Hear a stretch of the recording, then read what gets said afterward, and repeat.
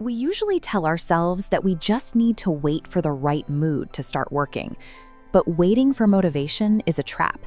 It means your productivity depends on unpredictable variables, like how well you slept last night or even the weather outside.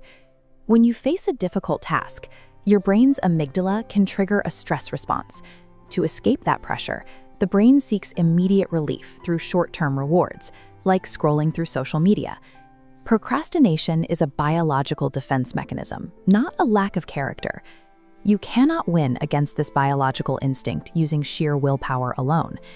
Instead, over the next 5 minutes, we are going to physically construct a customized anti-procrastination system.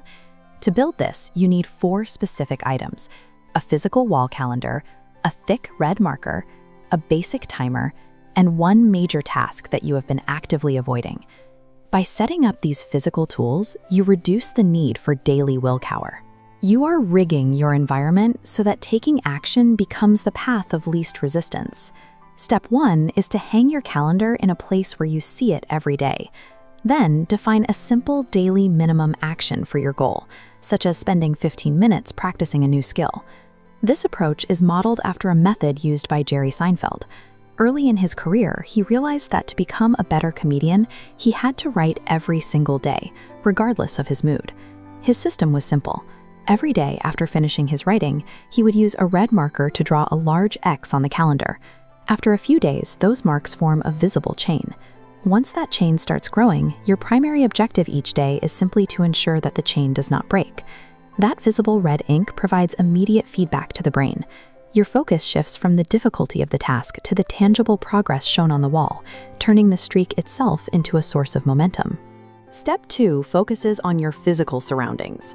Because willpower is a limited resource that drains as the day progresses, you must engineer your workspace to conserve it. In 1830, Victor Hugo was facing a strict deadline for his novel, The Hunchback of Notre Dame, but he was constantly distracted by social invitations. To force himself to work, he reportedly had his servants lock away all his clothes so he couldn't leave the house. You can apply this same logic by creating physical barriers to your own distractions. This might mean placing your smartphone in a different room or putting your gym shoes in front of the door so you have to interact with them before leaving. A strategically designed environment often succeeds where willpower fails. By inserting physical friction between yourself and your habits, you make the right choice easier to start.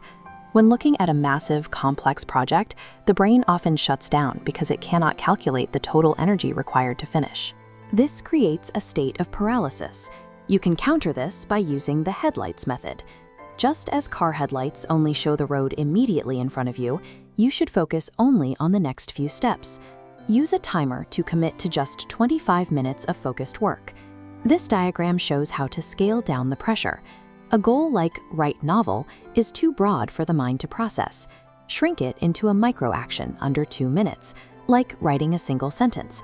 Once that tiny action rolls forward, physics take over. Starting has the highest friction, but in motion, it's easier to continue. Slicing the project subverts the brain's stress alarm. The mind generally does not resist a 2-minute task, and once you have started, inertia helps carry you through the more difficult phases of the work. Step 4 is identifying the frog. This is the single most critical and daunting task on your list, the one you are most likely to put off. Mark Twain famously suggested that if you eat a live frog first thing in the morning, you can go through the rest of the day knowing the hardest part is over. Look at your schedule tonight and block out a specific time tomorrow morning for this task. Do not start your day with fake productivity, like checking emails or organizing your desk. Addressing the hardest task at dawn helps lower the background anxiety that often drains your energy as the day goes on. Handling the frog early ensures the rest of your day feels like a series of wins. Perfectionism is often just procrastination in a different mask. To break it, give yourself permission to create a flawed first draft. A messy, finished task is always more useful than a perfect one that never started. In 1914, Thomas Edison watched as a fire destroyed his entire laboratory. Instead of spiraling into regret, he famously remarked that the disaster had value because all his mistakes were burned up and he could begin again. You need a similar reset protocol. When you inevitably slip up or break your chain, you must forgive yourself immediately and return to the system rather than sinking into shame. Self-compassion is a functional part of this system. Guilt creates the exact type of stress that triggers the procrastination defense mechanism in the first place. Your system is now built: a visible calendar for your streak, an environment free of triggers, a massive project sliced into a 2-minute start, and your hardest frog scheduled for tomorrow morning. You don't need to transform your entire life overnight.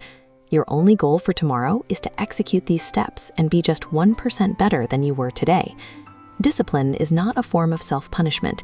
It is the tool that grants you peace of mind and personal freedom. Comment below on which step you are setting up right now. Subscribe for more systems and prepare to tackle your first 2-minute task tomorrow morning.